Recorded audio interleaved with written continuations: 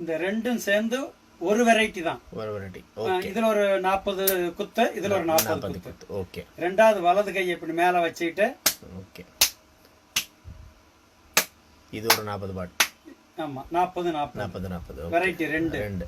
மூணாவது, அதாவது இது முதல்ல பண்ண வெரைட்டி எதுக்குன்னா காற்று வந்து நல்லா பம்பிங் ஆகும், நல்லா ஒர்க் ஆகும். ஓகே. ரெண்டாவது வந்து முதுகு வலி இருக்கவே இருக்காது. ஏற்கனவே வலி இருந்தாலும் போயிடும், இனிமேல வர வேண்டிய வலியும் வராம போயிடும். சரி. ரெண்டு. ஓகே. மூணாவது பாருங்க, விரலுக்குள்ள விரலை நுழைச்சிக்கிட்டு இப்படி தேய்க்கிறது. எண்டு மட்டும் தான் கை இதாகணும். ஆமா, டச் ஆகணும். ஆமா, இந்த இடத்துல வந்து அப்படியே சூடு ஏத்துறோம். சரி சரி சரி. சூடு ஏறிடும். ஒரு நிமிஷம் விடாம இப்படி நீங்க ரன் பண்ணீங்கன்னா 120 தடவை இப்படி ஆகும். சரி. 120 தடவை பண்ணி இப்பவே கை சூடு ஏறிடுச்சு பாருங்க. Okay okay.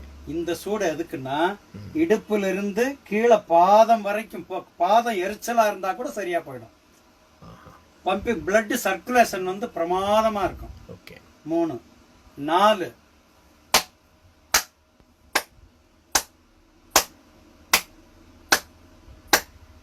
ஒரு நிமிஷம். அது 50 தட்டோ 60 தட்டோ இல்ல 100 தட்டா கூட இருக்கலாம். பண்ணீங்கன்னா இது வந்து மொத்த நம்ம பாடியில 7 சக்கராஸ் இருக்கு. சுவாதிஷ்டானம், மூலாதாரம், சுவாதிஷ்டானம், மணிப்பூரகம், அநாகதம், விசுத்தி, ஆக்ஞா சக்கரம், துரிய சக்கரம்னு 7 சக்கராஸ் இருக்கு இல்லையா? இப்படி தட்டும் போது அந்த 7 சக்கராஸுமே ஆக்டிவேட் ஆகும். உங்களுக்கு நல்ல மெமரி பவர், நல்ல பாசிட்டிவ் தாட், அப்படியே எனர்ஜி ஏறும். இது எப்ப உணர்வீங்கன்னா 4 டேஸ்லயே உணர்ந்துருவீங்க. ஆகா, ஏதோ ஒரு வித்தியாசம் இருக்கேன்னு 4 டேஸ்லயே தெரிஞ்சிடும். 4. இப்ப 5வது, இந்த கையில மேட்டு பகுதி இருக்கு இல்லையா? இப்படி இது கூட வலிக்குமே. இதுவும் வலிக்கும். இது அற்புதமான பயிற்சி. இது வந்து ஒரு நிமிஷத்துக்கு நீங்க வந்து ஒரு 50-60 தட்டு தட்டுங்க. தட்டுனா ஜீரண உறுப்பு அட்டகாசமா ஜீரணமாகும். ஜீரணம் ரொம்ப நல்லா ஆகும். எல்லாருக்குமே வியாதி வர்றதுக்கு காரணம் ஜீரண கோளாறு தான். நிஜம். அந்த ஒரு கோளாறுனாலதான் எல்லா எஃபெக்ட்டுமே வருது. ஆனா இப்படி நீங்க வந்து ஒரு 2-3 தடவை நாளைக்கு இந்த மாதிரி பண்ணிட்டீங்கன்னா ஜீரண உறுப்பு நல்ல ஸ்டாண்டர்ட் ஆயிடும். சாப்பிட பண்ண கூடாது. காலையில பாத்ரூம் போயிட்டு வந்து எம்டி ஸ்டமக்ல தாங்க பயிற்சியே பண்ணணும். ரொம்ப நல்லா இருக்கும். சரி சரி சரி சரி சரி. இப்ப 6வது பாருங்க, எப்படி வைக்கிறேன். கையை இப்படி வச்சுட்டு இப்படி தேய்க்கிறீங்க சைட்ல. சரி சரி சரி சரி சரி.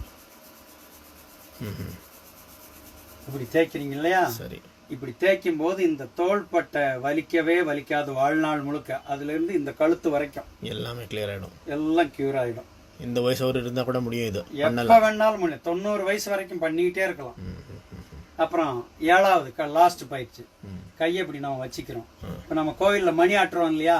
அது மாதிரி இந்த மணிக்கட்டை இப்படி சுத்தும் போது என்ன ஆகுதுன்னா, இதுல வந்து ஒரு அரை நிமிஷம், இதுல ஒரு அரை நிமிஷம்.